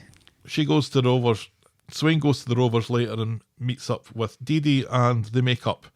Dee Dee admits that she's finding it difficult to settle at the moment, and Swain admits to missing working the case to help her get closure. How this car case is pissing her off. But then we see a flashback from Swain's perspective. She's looking at the wing mirror from earlier, and we see in the reflection that Swain is slumped up against a car in a parking space behind it. So that's interesting, isn't it, Helen? We were complaining last week that we hadn't seen anything from Swain's perspective, and here it is. Only it's not really from her perspective because she's slumped over and passed out.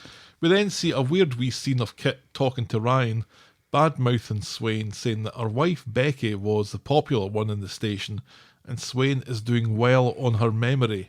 And let's not forget, Kit never met Becky. No. Kit didn't work there when Becky was alive. How does Kit know fuck all about Becky? And Ryan, I don't think, is buying this anyway.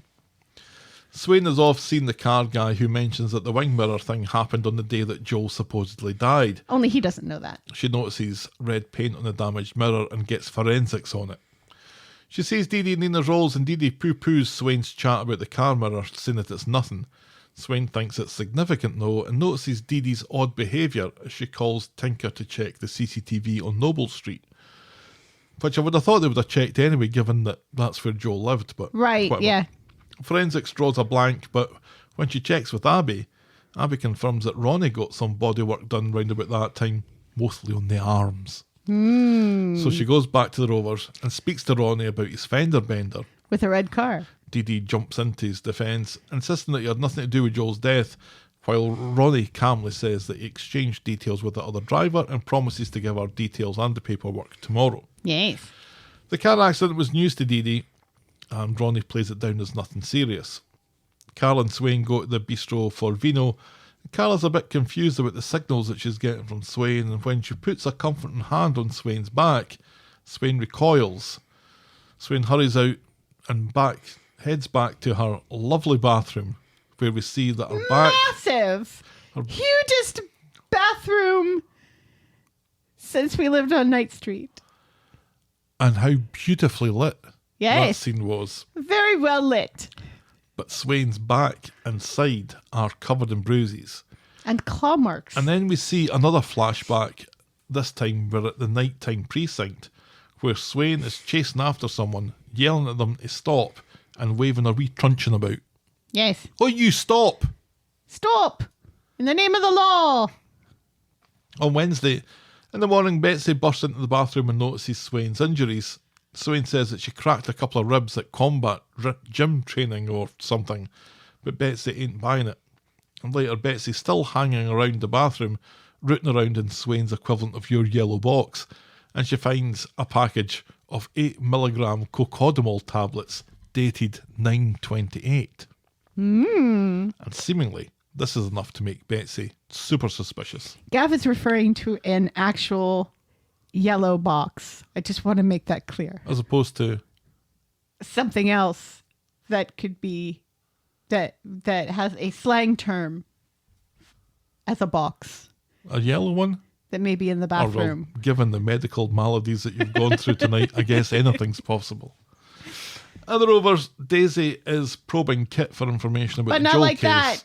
Kit is reluctant to play along, but reveals that Joel had bruises on his knuckles, and this tells Daisy that he must have fought back. Betsy meets Mason in the community garden. Oh, see?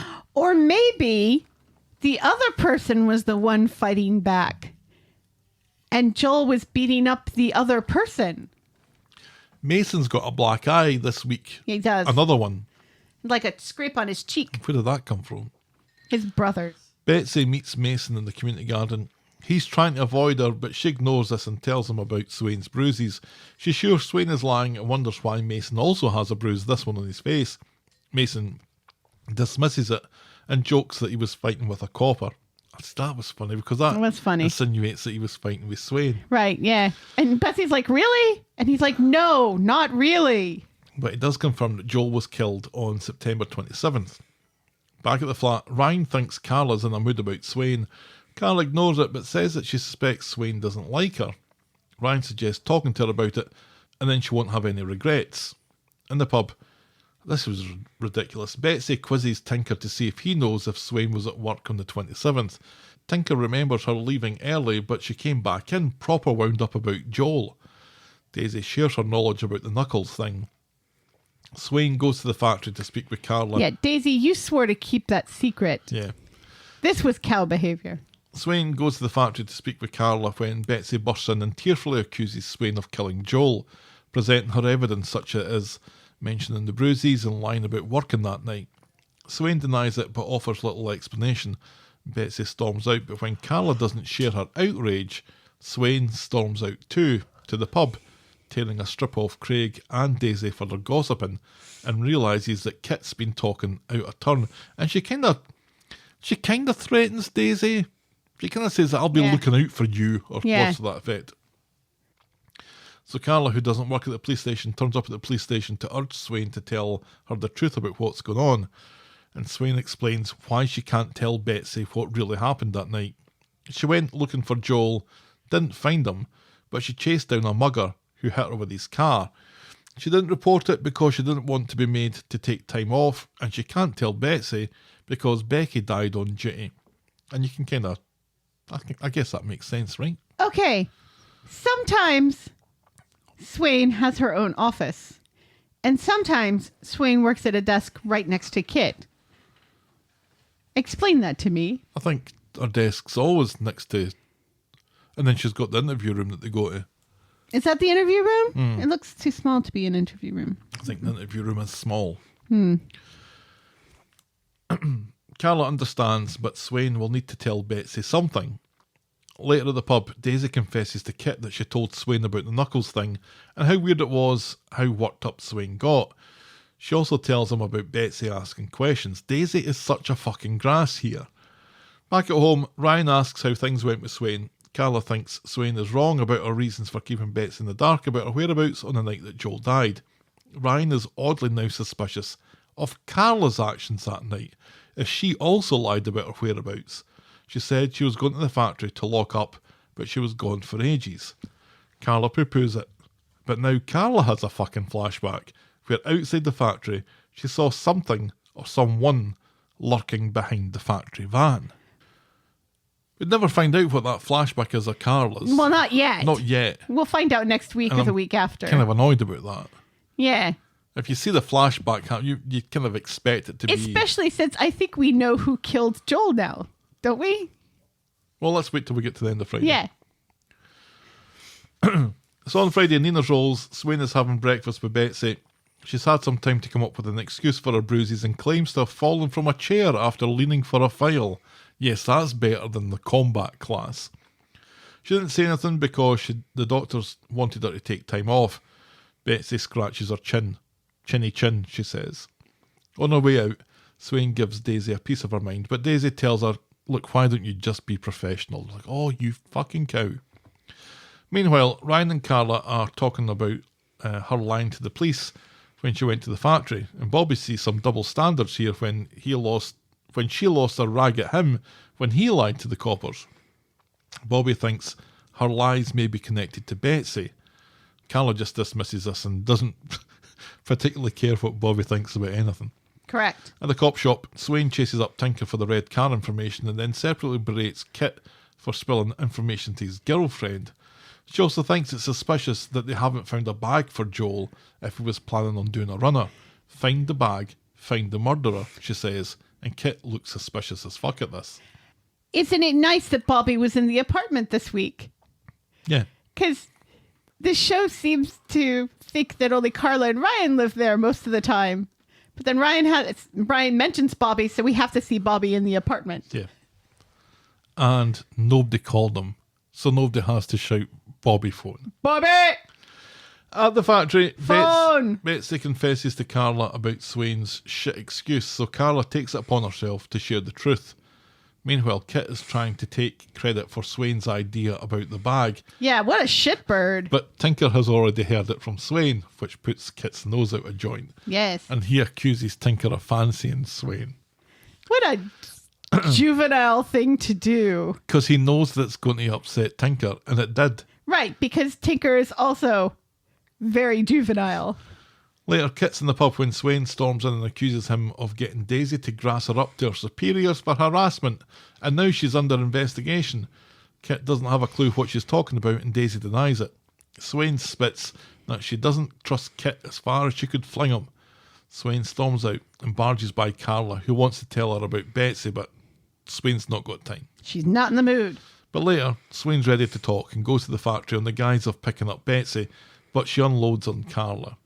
Then Betsy arrives on the scene and Carla admits to telling Betsy her secrets. Swain is hacking furious, telling Carla that she crossed a line and she's trying to protect her daughter, but Betsy is glad that someone's telling her the truth and tells Swain that she's the one who needs protecting, which is why she was the one what grassed Swain up.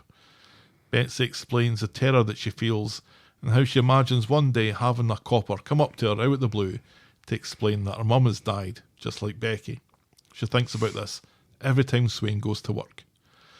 And later, Swain finds Kit in the Rovers and apologises for her accusation. She explains it was Betsy who grassed her, so with that in mind, she's taken some time off work so that the two of them can reconnect. And she wishes Kit the best with the Joel case, telling him that whoever drove the red car probably witnessed something and that Tinker is compiling a list. This is news to Kit, Or is it? and he doesn't take it well. Swain goes to see Carla to apologise to her, and she gives her carte blanche to interfere in her life wherever she wants. Meanwhile, at the station, Tinker confirms that he sent Kit the red car spreadsheet and handily mentions that he hasn't looked at it, and neither did Swain before she left. Right, and Kit it's very clear that Kit told him, Tinker, not to give it to Swain. So when the coast is clear, Kit carefully deletes his own record from the spreadsheet. But wait, it's actually a Word doc. And that's how we end this week's episodes. I ain't mad at it. You ain't mad at it? I ain't mad at it. What ain't you mad at? Kit being the murderer. Why would he kill Joel? Because he's a bent cop. I don't know that that's any kind of motive. No. But I ain't mad at it because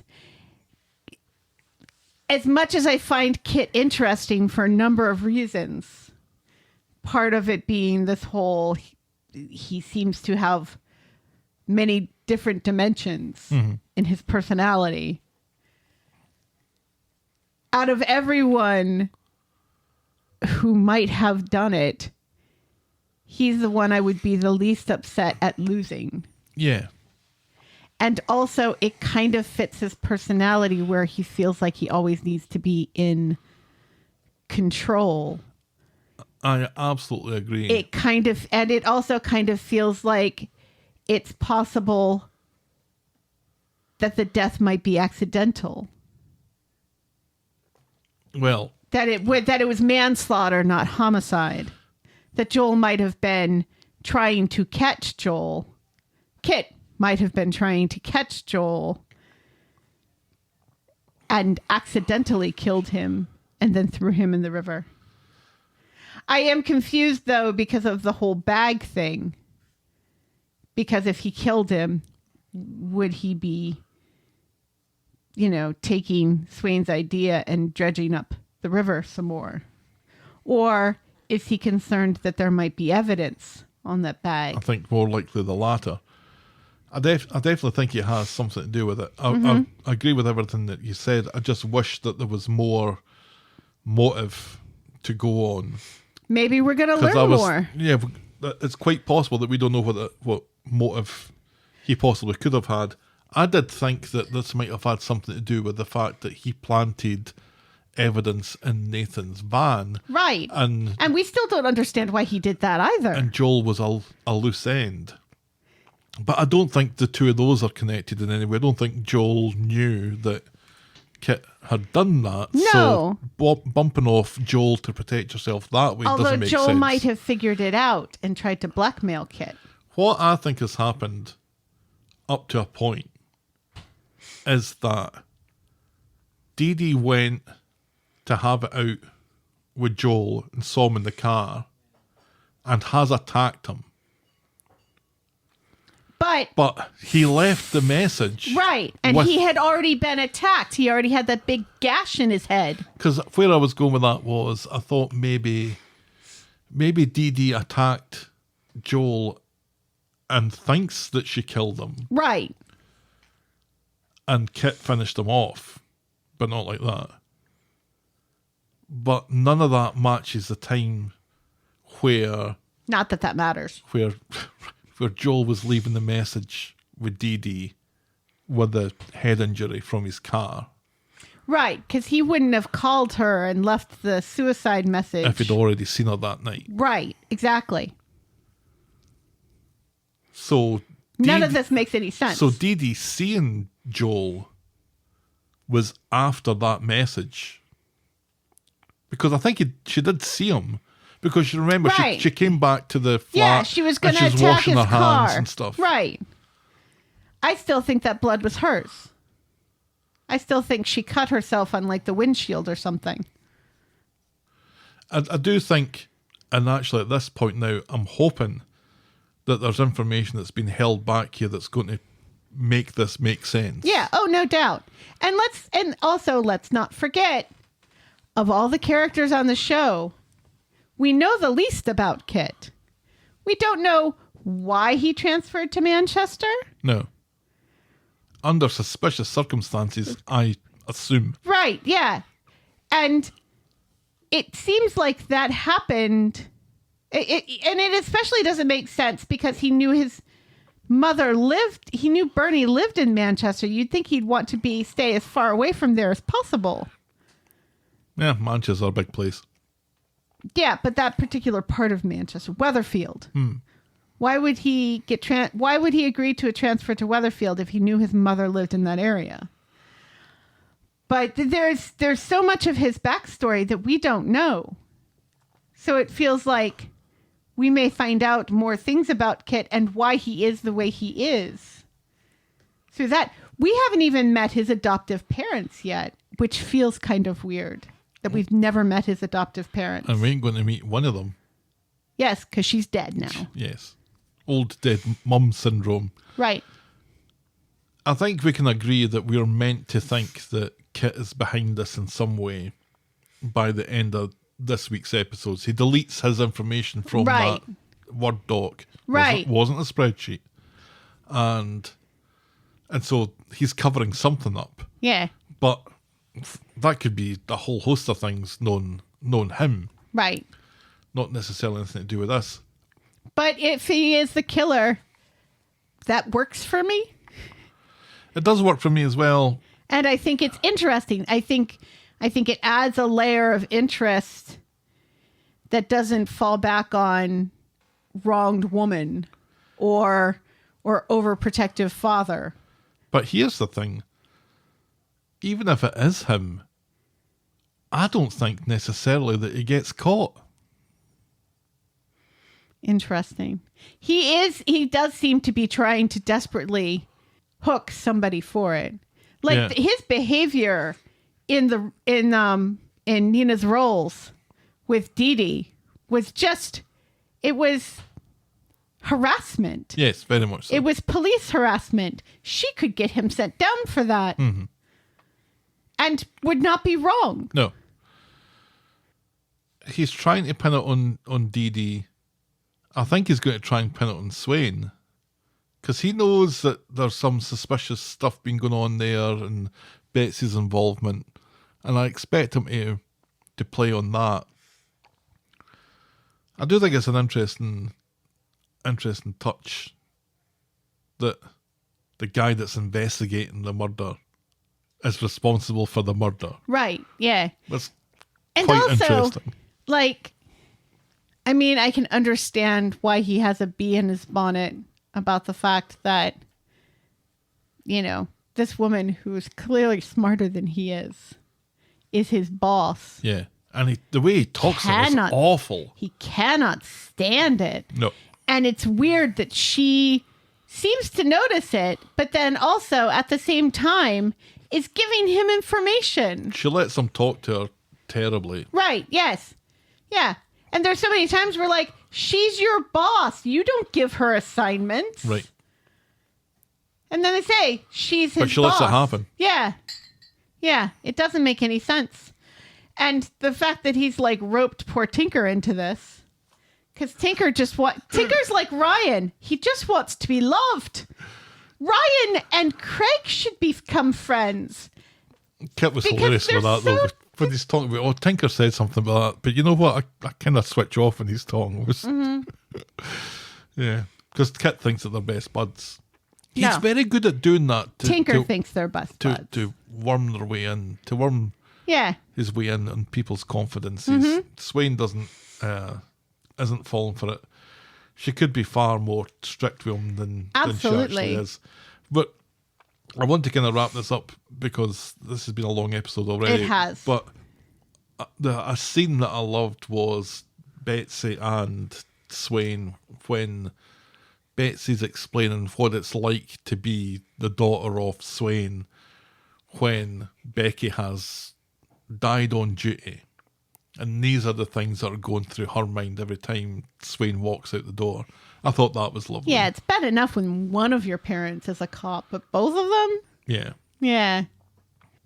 I guess any one of us could die at any moment. Oh, But, sure. you know, yeah. Not you, because you're 75% cyborg. All right, that was the week that was Coronation Street. I'm not anymore. We've kind of zoomed through that, but I felt that we had to. Yes. Helen, tell me, what was your moment of the week? Oysters. No. No, yes. Yes, because it starts with the oysters and then it ends with Gail telling David he's a good boy and them making up. And it's such a touching scene. I really love that scene. Dev with balloons, though. No, not Dev with his balloons. He was terrible. And he shouldn't have even been there. And he should listen to Asha more often. I'm sorry, folks. The moment of the week was Gail talking about oysters, I guess. With David. Yes. Moment of the week. Moment of the week. Your boring moment of the week? Portuguese music. I'm not even sure I know what that means. When Cassie was explaining to Ken about Portuguese music and how they should go listen to Portuguese music when they're in Portugal as opposed to going to like a Chopin concert or something, which is what Ken wanted to Debussy? do. I can't remember. He does love Debussy. Ken absolutely does. He loves Debussy. Okay, that's our... Moment of the No!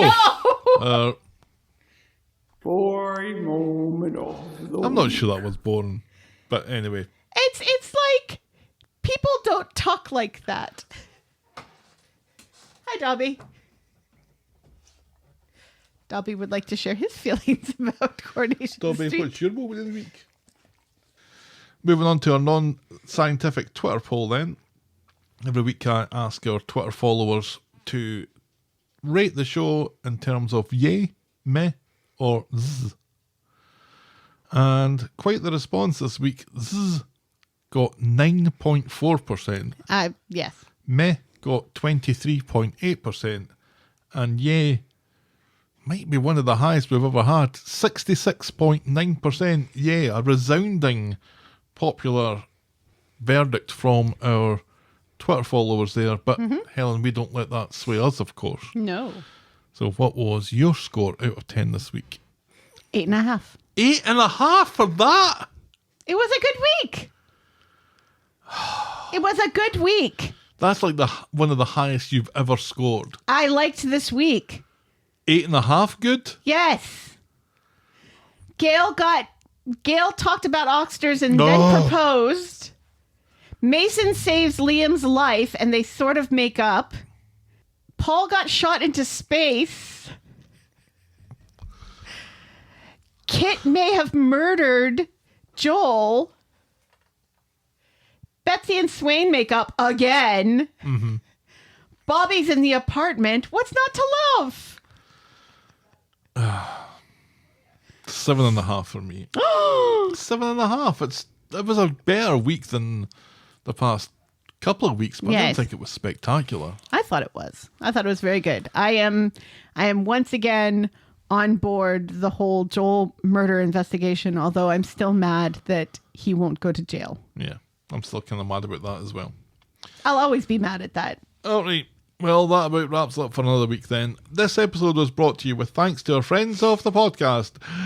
Daisy, French Ellen, Pickles, DT, Trisha, Wendy, Noel, Canadian Helen, Christy, Shandy, English Victoria, Aurora Yvonne, Heather Westerfield, Russell Whiting, Jackie B, Brittany Porter, Laurie Anna, Tina, Colin Burt, Stephen and Leah. Thank you so very much, folks. We really appreciate it. Muchas gracias.